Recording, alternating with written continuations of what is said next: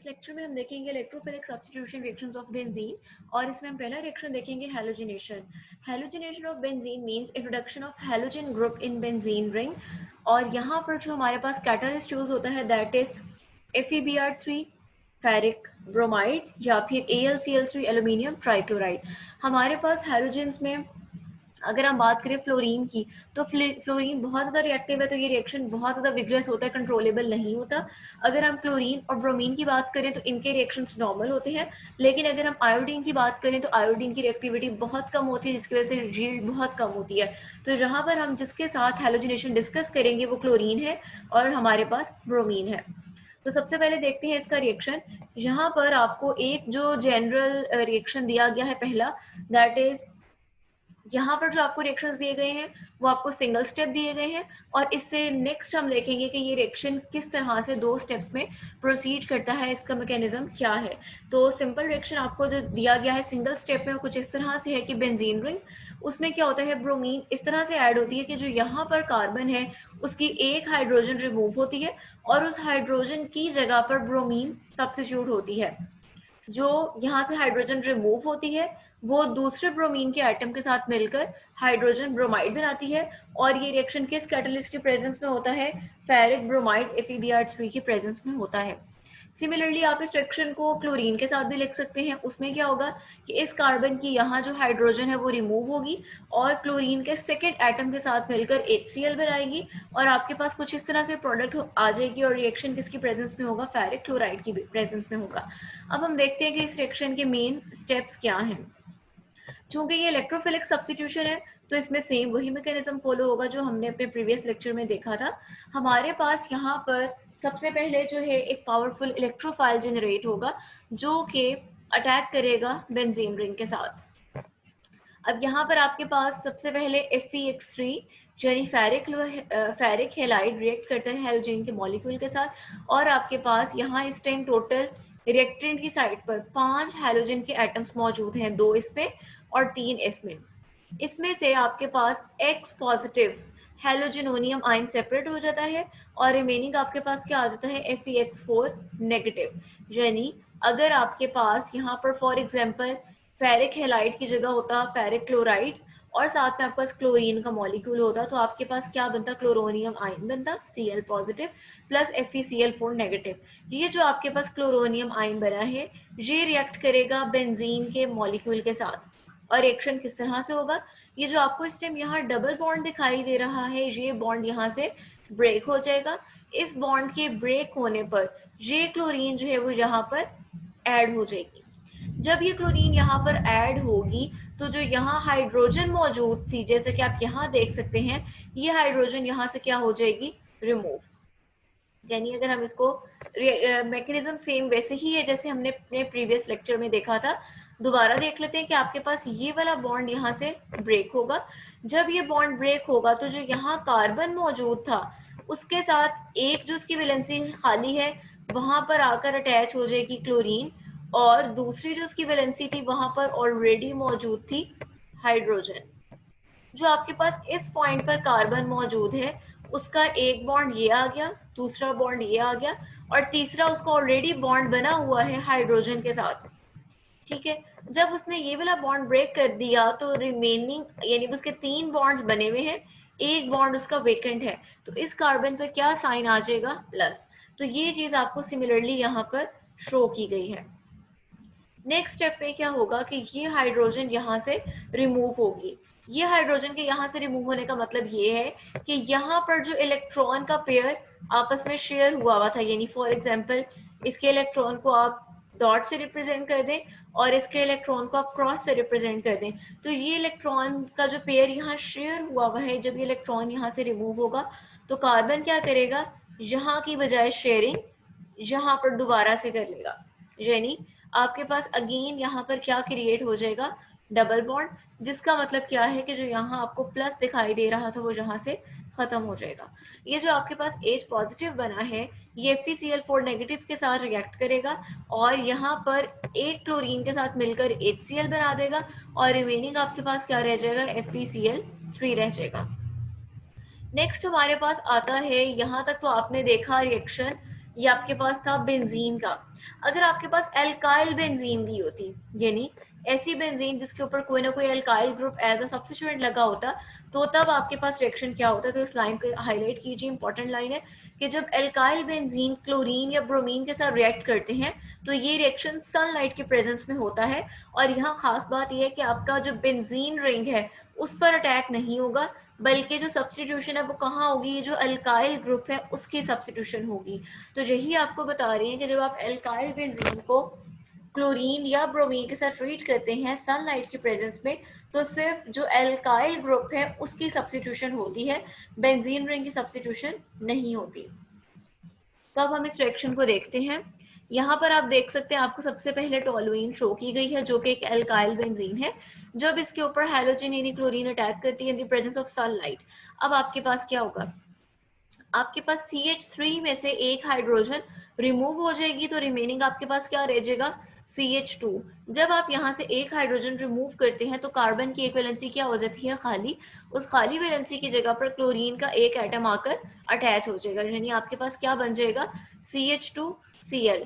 आपके पास यहाँ से जो हाइड्रोजन रिमूव हुई थी वो, और जो यहाँ से क्लोरीन का एटम रिमूव हुआ था वो मिलकर क्या बना देंगे, HCl। अब ये जो आपके पास यहाँ प्रोडक्ट बनी है उसका नाम उन्होंने दिया है बेंजाइल क्लोराइड। उसकी क्या रीजन है कि जो आपके पास इतना पार्ट है यानी बेंजीन, और अगर बेंजीन के साथ CH2 अटैच हो तो इतने पार्ट को हम नेम देते हैं बेंजाइल। बेंजाइल के साथ चूंकि क्लोरीन अटैच है तो it will be benzyl chloride. Next step में आपको रिएक्शन शो कर रहे हैं कि अगर बेंजाइल क्लोराइड फर्दर रिएक्ट करती है क्लोरीन के मॉलिक्यूल के साथ, तो रिएक्शन कुछ इस तरह से होगा कि यहाँ पर आपको दो स्टेम हाइड्रोजन दिखाई दे रही हैं, दो में से एक हाइड्रोजन रिमूव हो जाएगी और दो में से एक क्लोरीन क्या हो जाएगी, रिमूव।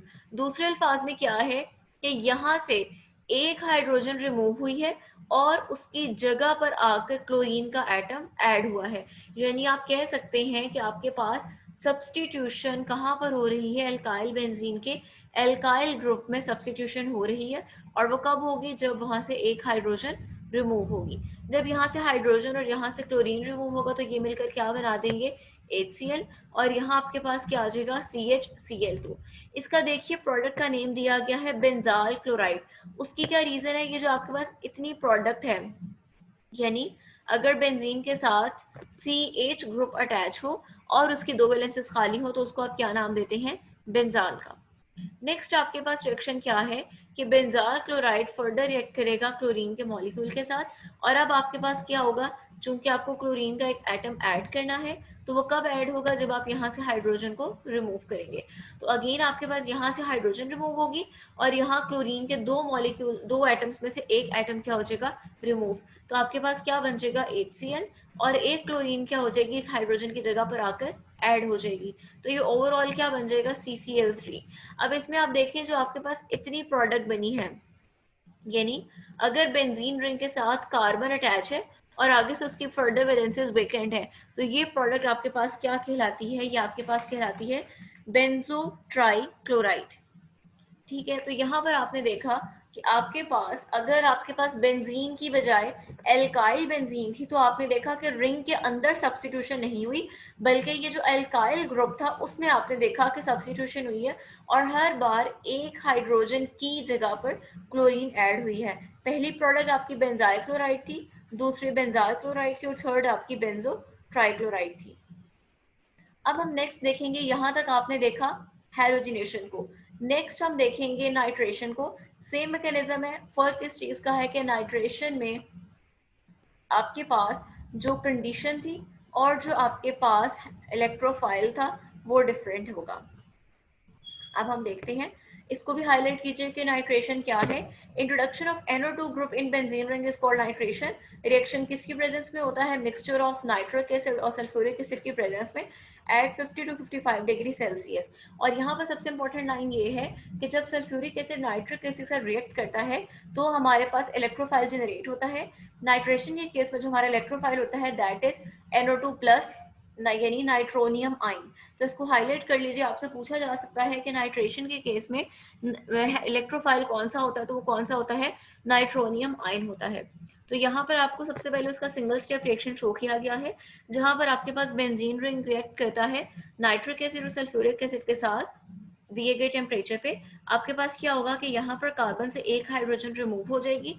जो हाइड्रोजन रिमूव होगी उसकी जगह पर NO2 ग्रुप आकर अटैच हो जाएगा। और NO2 ग्रुप कहाँ से आ रहा है? जब आपके पास नाइट्रिक एसिड और सल्फ्यूरिक एसिड आपस में रिएक्ट करते हैं तब आपके पास NO2 ग्रुप जो है वो यहाँ पर एज अ इलेक्ट्रोफाइल प्रोड्यूस होगा। अब हम देखते हैं कि ये तो आपने इसको एक स्टेप में देख लिया। अब हम देखेंगे कि इसका एक्चुअल मैकेनिज्म है क्या। तो इसका एक्चुअल मैकेनिज्म ये है कि सबसे पहले नाइट्रिक एसिड और सल्फ्यूरिक एसिड आपस में रिएक्ट करते हैं। यहाँ पर HNO2 नहीं है बल्कि HNO3 है, तो इसकी करेक्शन कर लीजिए। यानी यहाँ पर अगर आप इस तरह से लिखें तो ये आपके पास HNO3 है। और दूसरा जैसे आपकी बुक्स में दिया गया है, हम अपनी आसानी के लिए उस तरह से लिख लेते हैं। आपको अंडरस्टैंडिंग के लिए रिएक्शन दिया गया है HNO2 मेंशन किया गया है, HONO2। ये एक्चुअल में क्या है? ये एक्चुअल में HNO3 है। टोटल यहाँ 3 ऑक्सीजन है। ये आपके पास नाइट्रिक एसिड का फॉर्मूला है, आपकी अंडरस्टैंडिंग के लिए इस तरह से दिया गया है। तो हम ऐसा करते हैं, इस वाले को फिलहाल कंसीडर नहीं करते, हम इसको देखते हैं और साथ में इसको देखते हैं। यहाँ पर आपके पास रिवर्सिबल का साइन है, एरोस दिए गए हैं। अब आपके पास रिएक्शन किस तरह से होगा? रिएक्शन आपके पास इस तरह से होगा कि सल्फ्यूरिक एसिड में से एक हाइड्रोजन रिमूव हो जाएगी, तो रिमेनिंग आपके पास बन जाएगा HSO4 नेगेटिव। यहाँ से जो आपके पास एक हाइड्रोजन रिमूव हुई है वो इस OH के साथ मिलकर बना देगी H2O यानी वाटर मॉलिक्यूल। रिमेनिंग आपके पास क्या रह जाएगा? NO2 plus. ये जो आपके पास NO2 प्लस है जिसका हमने नाम पढ़ा है नाइट्रोनियम आयन, ये हमारे पास नाइट्रेशन के केस में एक्ट करता है एज अ इलेक्ट्रोफाइल। बाकी मैकेनिज्म हमारे पास क्या है? सेम है कि आपके पास बेंजीन रिंग का डबल बॉन्ड जो है वो इस इलेक्ट्रोफाइल पर अटैक करेगा, जहां से आपके पास बॉन्ड ब्रेक होगा। बॉन्ड ब्रेक होने पर NO2 यहाँ ग्रुप अटैच हो जाएगा और हाइड्रोजन इसकी आ जाएगी। और यहाँ पर चूंकि चार्ज इलेक्ट्रॉन डेफिशिएंट है तो यहाँ पर क्या आ जाएगा? प्लस साइन आ जाएगा। उससे नेक्स्ट स्टेप में क्या होगा कि जो HSO4 नेगेटिव है वो इस बेस के साथ रिएक्ट करेगा और ये क्या बना देगा? H2SO4। बेस के साथ रिएक्ट करने का मतलब क्या है कि यहाँ पर जो चार्ज डेंसिटी थी, कार्बन अब यहाँ की बजाय कहाँ करेगा? यहाँ पर शेयर करेगा। और जब वो यहाँ डबल बॉन्ड बनाएगा तो ये वाला प्लस साइन भी यहाँ से क्या हो जाएगा? खत्म। तो कुछ इस तरह से आपके पास प्रोडक्ट आ जाएगी कि यहाँ पर नाइट्रो ग्रुप भी ऐड हो जाएगा, यहाँ से प्लस साइन रिमूव हो जाएगा, यहाँ पर डबल बॉन्ड आ जाएगा और आपके पास यहाँ पर नाइट्रोबेंजीन बन जाएगी। नेक्स्ट हम देखते हैं, अगला रिएक्शन हमें दिया गया है सल्फोनेशन का। सल्फोनेशन भी अगर आप देखें तो आपके पास सल्फोनेशन में प्रोसेस सेम है, सिर्फ आपके पास डिफरेंस ये है कि आपके पास यहाँ पर जो इलेक्ट्रोफाइल जनरेट हो रहा है वो डिफरेंट है। तो सल्फोनेशन में आप बताएंगे कि सल्फोनेशन क्या होती है कि जब आप सल्फोनिक एसिड ग्रुप को बेंजीन में ऐड करते हैं तो ये प्रोसीजर सल्फोनेशन कहलाता है। और यहाँ पर आपके पास जो आपको कंडीशन चाहिए वो आपको चाहिए सल्फ्यूरिक एसिड चाहिए। और इसमें हम देखते हैं कि रिएक्शन किस तरह से होगा। रिएक्शन के पहले उन्होंने आपको उसका जनरल मैकेनिज्म शो किया है। जनरल आपके पास रिएक्शन ये है कि बेंजीन में अगर आप सल्फ्यूरिक एसिड ऐड करें एट 80 डिग्री सेल्सियस तो आपके पास बेंजीन सल्फोनिक एसिड बनता है। या आप सल्फ्यूरिक एसिड की बजाय डायरेक्ट जो इस रिएक्शन का इलेक्ट्रोफाइल है यानी सल्फर ट्राईऑक्साइड उसके साथ भी रिएक्शन शो कर सकते हैं, तब भी आपके पास क्या बनेगी? Benzene sulphonic acid. फर्क सिर्फ किस चीज का है? यहाँ पर 80 डिग्री सेल्सियस है टेम्परेचर और यहाँ पर टेम्परेचर कितना है? 25 डिग्री सेल्सियस। तो यहाँ पर हाईलाइट कर लीजिए कि जब आपके पास बेंजीन की सल्फोनेशन होती है तो जहां पर इलेक्ट्रोफाइल क्या होता है? जहां पर इलेक्ट्रोफाइल होता है SO3 यानी सल्फर ट्राईऑक्साइड। तो ये देखिए यहाँ पर आपको दिया गया, इसको हाईलाइट कर लीजिए। यहाँ पर आपका इलेक्ट्रोफाइल क्या है? Sulphur trioxide SO3। अब हम देखेंगे इस रिएक्शन का मैकेनिज्म होता किस तरह से है। आपके पास सबसे पहले सल्फ्यूरिक एसिड के दो मॉलिक्यूल आपस में रिएक्ट करते हैं। आपके पास सल्फ्यूरिक एसिड का एक मॉलिक्यूल हाइड्रोजन रिलीज कर देगा जिसके नतीजे में आपके पास क्या बन जाएगा? HSO4 negative. आपके पास यहाँ पर जो दूसरा H2SO4 का मॉलिक्यूल है ये रिलीज करेगा SO3 यानी सल्फर ट्राईऑक्साइड। रिमेनिंग आपके पास क्या बचेगा? यहाँ से आपके पास बचेगी दो हाइड्रोजन, एक ऑक्सीजन, और यहाँ से क्या बचेगी? एक हाइड्रोजन। तो ये आपस में मिलकर क्या बना देंगे? Hydronium ion. अब आपके पास रिएक्शन किस तरह से होगा? सबसे पहले देखिए उन्होंने आपको सल्फर ट्राईऑक्साइड के जो स्ट्रक्चर है उसको ओपन करके शो किया है। सल्फर आपके पास टोटल 6 बॉन्ड बनाता है 3 ऑक्सीजन के साथ। जब ये बॉन्डिंग होती है तो चूंकि ऑक्सीजन इलेक्ट्रोनेगेटिव है सल्फर के कंपैरिजन में, तो हमारे पास यहाँ जो शेयर्ड पेयर ऑफ इलेक्ट्रॉन है वो ज्यादा ऑक्सीजन की तरफ अट्रैक्ट हो जाता है, जिसके नतीजे में सल्फर पर पार्शियल पॉजिटिव चार्ज आ जाता है और सल्फर ट्राइऑक्साइड की सल्फर बिहेव करती है एज अ इलेक्ट्रोफाइल। अब आपके पास रिएक्शन उसी तरह से होगा जैसे आप पढ़ते आए हैं। ये आपके एरोज गलत शो किए गए हैं, एरोज यहाँ से शो होंगे। यहाँ से आपके पास रिएक्शन होगा सल्फर की तरफ, आपके पास ये वाला बॉन्ड जो दिखाई दे रहा है ये ब्रेक हो जाएगा और ये पूरा ग्रुप जाकर यहाँ पर अटैच हो जाएगा, जैसा कि आप यहाँ पर देख सकते हैं। एक यहाँ पर इंपॉर्टेंट चीज है कि यहाँ पर एक जो ऑक्सीजन है, तीनों में से आप किसी भी ऑक्सीजन को रिप्रेजेंट कर सकते हैं, उसकी चार्ज डेंसिटी यहाँ से वापस कहाँ पर आ जाएगी, ऑक्सीजन के ऊपर, यानी ये वाला बॉन्ड क्या हो जाएगा, ब्रेक। उसकी क्या रीजन है? उसकी रीजन ये है कि सल्फर टोटल 6 बॉन्ड्स बनाता है। अगर आप सल्फर को जहाँ कार्बन साथ अटैच करना चाह रहे हैं तो आपको किसी एक ऑक्सीजन के साथ बना हुआ एक बॉन्ड ब्रेक करना पड़ेगा, अदरवाइज सल्फर के बॉन्ड्स जो हैं वो 6 से ज्यादा बन जाएंगे। नेक्स्ट स्टेप में आपके पास क्या होगा कि जो HSO4 थी जो आपके पास यहाँ इस स्टेप में बनी थी, ये इस हाइड्रोजन के साथ कंबाइन होगी और आपके पास बन जाएगा H2SO4। और यहाँ से जब हाइड्रोजन रिमूव होगी तो कार्बन क्या करेगा, यहाँ की बजाय दोबारा से अपने इलेक्ट्रॉन की शेयरिंग यहाँ करेगा, जिससे यहाँ पर क्या बन जाएगा, डबल बॉन्ड, और ये प्लस साइन यहाँ से क्या हो जाएगा, खत्म। तो आपके पास कुछ इस तरह से प्रोडक्ट आ जाएगी। और अगले स्टेप में ये जो आपके पास यहाँ हाइड्रोनियम आइन बना था, ये हाइड्रोनियम आइन फर्दर रिएक्ट करेगा और ये क्या करेगा, प्रोटॉन प्रोवाइड करेगा ताकि यहाँ पर प्रोटॉन ऐड हो जाए और रिमेनिंग आपके पास क्या आ जाएगा, वाटर। तो आप देख सकते हैं कि आपके पास यहाँ पर क्या हुआ है, बेंजीन में सल्फोनिक एसिड यानी SO3H ग्रुप ऐड हो गया है और आपके पास प्रोडक्ट्स में क्या बना है, H2SO4 और साथ में वाटर। ये जो H2SO4 बना है ये आपका एक तरह से कैटालिस्ट है, ये दोबारा से क्या हो जाएगा, इस रिएक्शन के अंदर यूटिलाइज हो जाएगा। तो यहाँ तक हमने देखे बेंजीन की इलेक्ट्रोफिलिक सब्स्टिट्यूशन के रिएक्शंस, और यहाँ तक आपने देखा कि मैकेनिज्म सेम था, सिर्फ फर्क किस चीज़ का था, रिएक्शन की कंडीशंस में और जो आप इलेक्ट्रोफाइल यूज़ कर रहे थे उसमें। तो अगर आप इसके मैकेनिज्म को अच्छी तरह से प्रिपेयर कर लेते हैं और ये याद रखते हैं कि आपने कौन सा इलेक्ट्रोफाइल यहाँ पर यूज़ करना है, तो ये आप अच्छे तरीके से रिएक्शन जो है आप इनको लिख सकते हैं। रिएक्शंस की प्रैक्टिस कीजिए, अगर आपको कोई कन्फ्यूजन है तो आप पूछ सकते हैं। Thank you.